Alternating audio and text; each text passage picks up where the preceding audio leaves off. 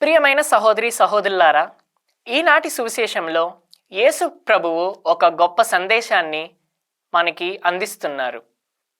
ధనాన్ని మనం స్నేహితులను సంపాదించుకోవడానికి మరియు పేదలకు సహాయం చేయడానికి ఉపయోగించమని చెప్తున్నారు.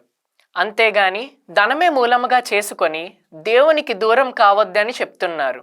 మరియు ప్రభు ఇట్లు పలుకుచున్నారు, మనం చిన్న విషయాల్లో నమ్మకముగా ఉంటే గొప్ప విషయాల్లో కూడా నమ్మకముగా ఉంటామని చెప్తున్నారు.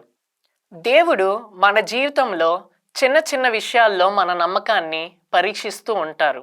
మనం చేసే చిన్న పనుల్లోని, తీసుకున్న చిన్న బాధ్యతల్లోని, నిర్ణయాల్లోని ఇవన్నీ మన నమ్మకానికి అర్థం.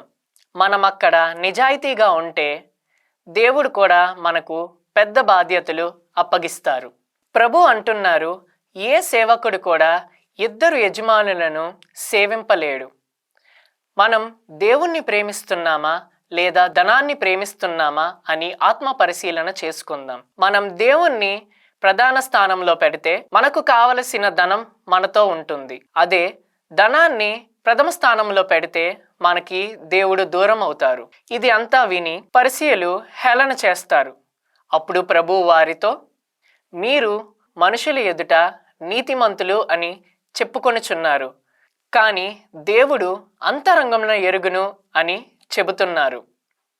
కాబట్టి సహోదరి సహోదరులారా, మనకున్న సమయాన్ని, ధనాన్ని దేవుని సేవకై మరియు దేవుని రాజ్యముకై ఉపయోగించి ఆయన్ని మాత్రమే సేవించేలా ప్రార్థిద్దాం. ఆమెన్.